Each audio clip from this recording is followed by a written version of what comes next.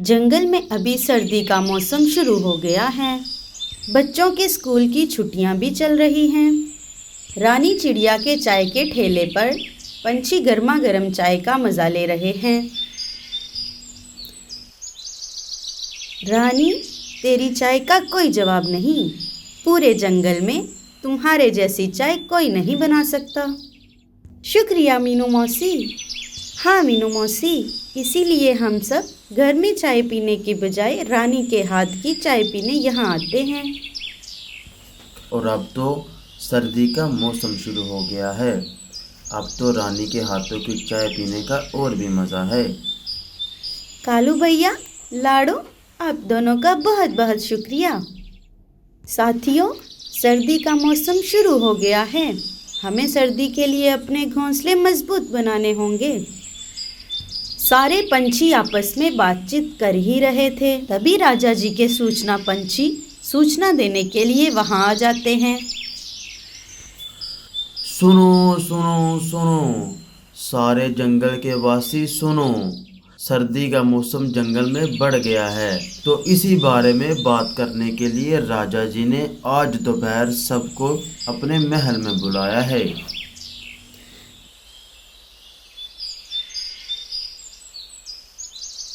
ये राजा भी ना कुछ भी करता रहता है। इसके पास करने के लिए कुछ काम नहीं है। अब ये हम सबको बुलाकर बोर करेगा। अरे मीनू मौसी, आप ऐसा क्यों बोल रही हो? राजा जी हमें ऐसे ही महल में क्यों बुलाएंगे?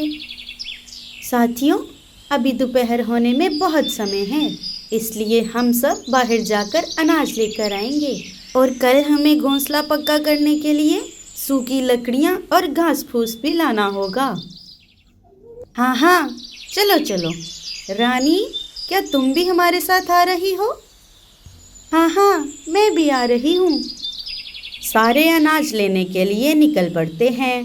उन्हें थोड़ी दूर आने पर एक अनाज का खेत दिख जाता है। चलो साथियों, हम यहीं से अनाज इकट्ठा कर लेते हैं। दोस्तों, मेरा अनुभव ये कहता है कि हमें यहाँ से जितना अनाज हो सके उतना जमा कर लेना चाहिए। आगे सर्दियाँ बढ़ने वाली हैं। जंगल में सब तरफ बर्फ़ जमा हो जाएगी। बाद में हमें अनाज ढूंढने में बहुत परेशानी होगी। इसीलिए हम सब यहाँ से ढेर सारा अनाज हमारे साथ लेकर जाएंगे। आपने सही कहा मीनू मौसी, पिछले साल ऐसा ही हुआ था।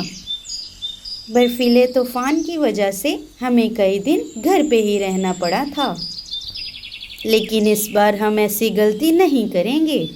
चलो फिर हम सब काम पर लग जाते हैं। सारे पंछी देर न करते हुए जितना हो सके उतना अनाज जमा कर लेते हैं।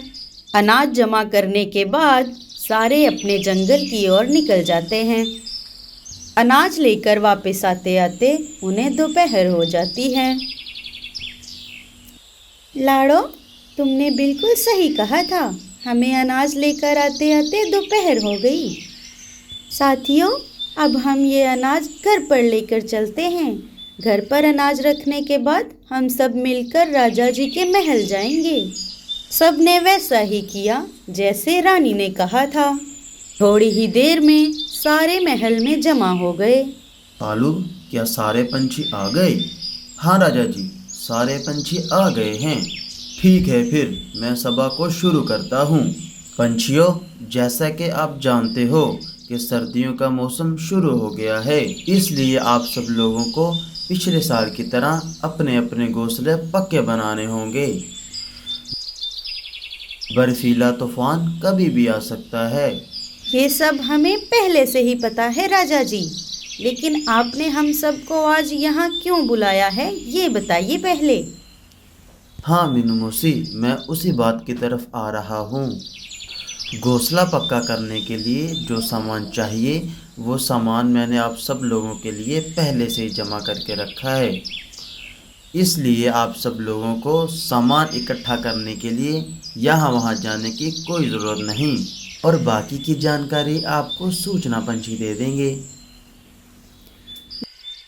देखा मीनू मौसी, मैंने कहा था ना आपसे कि राजा जी हमें ऐसे ही महल में क्यों बुलाएंगे। अब हमें घोंसला बनाने के लिए सामान इकट्ठा करने के लिए यहाँ वहाँ नहीं जाना पड़ेगा। राजा जी ने सारा इंतज़ाम हमारे लिए महल में ही कर दिया है। हाँ हाँ, अब बस भी करो उस राजा की तारीफ। अगर सामान देने की बजाय घोंसले बना के दिए होते तब मैं मानती। साथियों, अब हमें घोंसला बनाने के काम में लग जाना चाहिए। हाँ हाँ, चलो चलो। सारे पंछी एक एक करके अपनी अपनी ज़रूरत के मुताबिक सामान ले लेते हैं और अपने घरों की तरफ निकल पड़ते हैं, सिवाय भूरा और मीनू मौसी को छोड़कर। अरे भूरे, क्या तुझे सामान नहीं लेना? अरे नहीं मीनू मौसी, हमारा घोंसला पहले से ही पक्का है, तो इसलिए हमें इस सामान की कोई ज़रूरत नहीं। लेकिन आपका क्या? आपने भी तो सामान नहीं लिया। मेरे साथ भी कुछ ऐसा ही है। मैंने हाल ही में अपने घोंसले की मुरम्मत करवाई है, इसलिए मुझे भी ये सामान नहीं चाहिए। चलो, मैं चलती हूँ। हाँ हाँ चलो, हम भी आ रहे हैं। तीनों महल से निकल पड़ते हैं। 2-4 दिन बीत जाते हैं। जिन जिन पंछियों ने महल से सामान ले लिया था, उन्होंने तो अपने अपने घोंसले पक्के कर लिए थे। 1-2 दिन और गुजर गए। ठंड और भी ज़्यादा बढ़ गई। अजी, मुझे तो बहुत ठंड लग रही है। हमने महल से सामान ना लाकर बहुत बड़ी गलती कर दी। आप कल सुबह होते ही महल से बचा खुचा सामान लेकर आइए और हमारा घोंसला ठंड के लिए पक्का कर लीजिए। वाह वाह वाह मीनू, तेरे जैसी पागल मैंने आज तक नहीं देखी।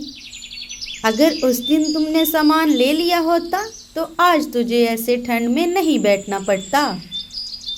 अब कल सुबह होते ही महल जाकर मैं बचा खुचा सामान लेकर आऊँगी और मेरा घोंसला पक्का कर लूँगी। सुबह हो जाती है। सुबह होते ही भूरा और मीनू मौसी सामान लेने के लिए महल में आ जाते हैं। वहाँ आकर उन्होंने देखा, वहाँ पर तो कुछ भी नहीं बचा था। अरे मीनू मौसी, आप यहाँ पर क्या कर रही हो? अरे क्या बताऊँ भूरे, कल रात की ठंड ने मेरी हालत पतली कर दी। अगर उस दिन मैंने राजा जी ने दिया हुआ सामान ले लेती तो आज ये नौबत ना आती। मैंने सामान ना लेकर बहुत बड़ी गलती कर दी। वैसे तू बता, तू यहाँ क्या कर रहा था? मैं भी यहाँ पर उसी काम के लिए आया था। मुझे और रीमा को ये लगा था कि हमारा घोंसला बहुत पक्का है, तो इसलिए हम दोनों ने भी उस दिन सामान नहीं लिया। लेकिन पिछले कुछ दिनों से ठंड इतनी बढ़ गई है कि ठंड ने हमारी भी हालत पतली कर दी है, तो इसीलिए मैं भी आज यहाँ पे सामान लेने आया था। लेकिन यहाँ पर तो कुछ भी नहीं है। भूरे के ऐसा कहते ही मीनू मौसी के दिमाग में एक आइडिया आ जाता है। अरे मीनू मौसी, क्या हुआ? आप कहाँ पर खो गई? भूरे, अब हम दोनों की प्रॉब्लम एक ही है। क्यों ना हम दोनों मिलकर हम अपने पक्के घोंसले बनाएं। मैं और रीमा सामान जमा करेंगे और तू घोंसले बना। ये तो बहुत बढ़िया प्लान है मीनू मौसी। चलो हम अभी काम पे लग जाते हैं, लेकिन पहले मैं मेरा घोंसला बनाऊंगा। हाँ हाँ ठीक है, मुझे मंजूर है। तीनों काम पर लग जाते हैं। 1-2 दिन और बीत जाते हैं। भूरा पहले अपना घोंसला बना लेता है। चल भूरे, अब तेरा घोंसला तो बनकर तैयार हो गया, अब मेरा घोंसला बनाते हैं। अरे अरे मीनू मौसी, थोड़ा रुक जाइए। अभी अभी तो हमारा घोंसला बनकर तैयार हुआ है। अभी आज के लिए इन्हें थोड़ा आराम करने दीजिए। आपके घोंसले का काम हम कल शुरू करेंगे। अच्छा ठीक है, अब मैं चलती हूँ। मीनू मौसी अपने घर वापस आ जाती है। अजी, क्या आप सच में उस बुढ़िया को घोंसला बना के देने वाले हो?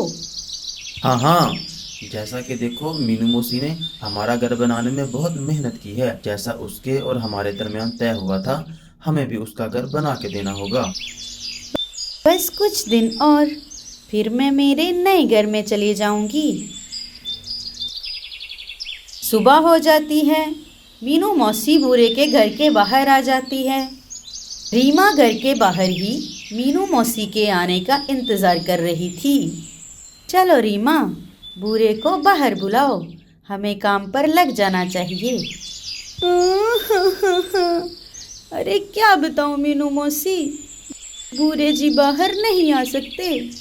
क्यों, क्या हुआ बूढ़े को? उनकी तबीयत बहुत बिगड़ गई है। डॉक्टर ने उन्हें 2-4 दिन के लिए आराम करने के लिए कहा है।